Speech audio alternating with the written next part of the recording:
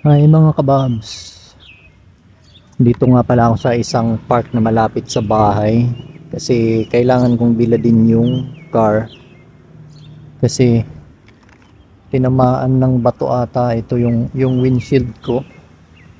Kailangan kong i-cure, try kong i-cure siya para umi-stop yung pag-crack ng windshield ko. Ito, bumili ko sa ano yan ng Pro Glass Fix kasi para hindi na lumala yung ano yan, yung crack ng aking windshield. Itatry ko to kung effective. Kasi may nakikita ko nito na nagko-cure sila ng ano yan, ng windshield na may crack. Ayan. Try ko to. Ito. Ang haba na nitong crack nitong windshield ko. Tapos, pag na-applyan ko na to, ibibilad ko siya ng mga 30 minutes. 15 to 30 minutes yung nasa instruction niya. Tapos, pwede ko na i-scrape yung mga sobra-sobra dyan.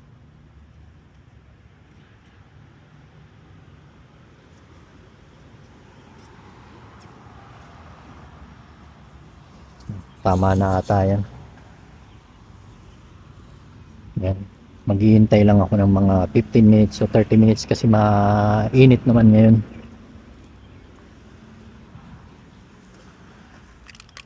Ayan.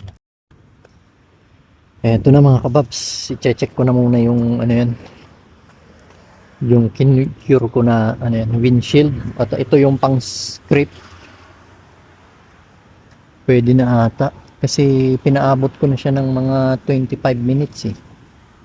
Pwede na yan, diba? Tuyo na eh, pwede na siyang scrape. Ganyan lang, i-scrape mo lang kasi pinilapan mo yung crack na part ng windshield. Sana naman hindi na lumaki kasi napakamahal pag nagpapalit ako. Ganyan lang kasimple oh. Tapos oops, ayan, okay na, malinis na. Tanggalin ko, ayan, kailangan kong tanggalin yung mga sobra-sobra kasi baka dumikit sa body ng ano yan, ng sasakyan. Baka hindi ko na matanggal. Para siyang epoxy.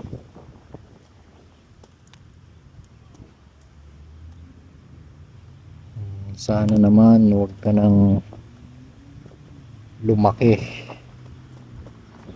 at maging effective yung ano yan, yung pang cure.